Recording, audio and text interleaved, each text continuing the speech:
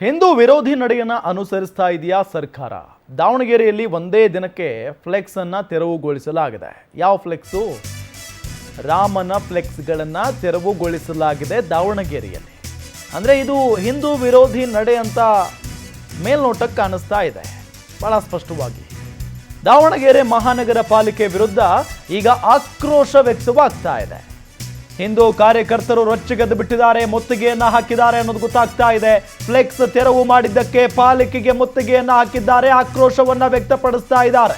ಪೊಲೀಸರು ಕಾರ್ಯಕರ್ತರ ಮಧ್ಯೆ ತಳ್ಳಾಟ ನೂಕಾಟ ನಡೀತಾ ಇದೆ.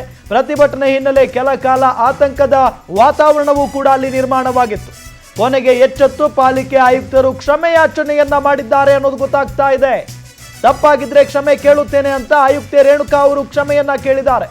ಯಾವ ಕಾರಣಕ್ಕೂ ಫ್ಲೆಕ್ಸ್ ತೆಗಿಯಲ್ಲ ಅಂತ ಹೇಳಿಕೆಯನ್ನ ಕೊಟ್ಟಿದ್ದಾರೆ. ನೋಡಿ, ನಿನ್ನೆ ತಾನೇ ರಾಮ ಮಂದಿರ ಉದ್ಘಾಟನೆ ಆಯಿತು. ಈ ಖುಷಿಯ ಸಂದರ್ಭದಲ್ಲಿ ರಾಜ್ಯದ ಎಲ್ಲಾ ಕಡೆಯೂ ಕೂಡ ರಾಮನ ಫ್ಲೆಕ್ಸ್ಗಳು ರಾರಾಜಿಸ್ತಾ ಇದ್ವು. ಅದಾದ ನಂತರ ಉದ್ಘಾಟನೆ ಆದ ಮಾರನೇ ದಿನವೇ ಫ್ಲೆಕ್ಸ್ಗಳನ್ನು ದಾವಣಗೆರೆಯಲ್ಲಿ ತೆರವುಗೊಳಿಸಲಾಗ್ತಾ ಇದೆ. ಇದು ಹಿಂದೂ ವಿರೋಧಿ ಧೋರಣೆ ಅಲ್ವಾ ಅಂತ ಹೇಳಿ ಹಿಂದೂ ವೇದಿಕೆಯ ಕಾರ್ಯಕರ್ತರೆಲ್ಲ ಪ್ರತಿಭಟನೆಗೆ ಮುಂದಾಗ್ಬಿಟ್ಟಿದ್ದಾರೆ. ದೃಶ್ಯದಲ್ಲಿ ನಿಮಗೆ ತೋರಿಸ್ತಾ ಇದ್ವಿ, ಸಾಕಷ್ಟು ಸಂಖ್ಯೆಯಲ್ಲಿ ಜನ ಹಿಂದೂಗಳು ಸೇರಿದ್ದಾರೆ ಅಲ್ಲಿ.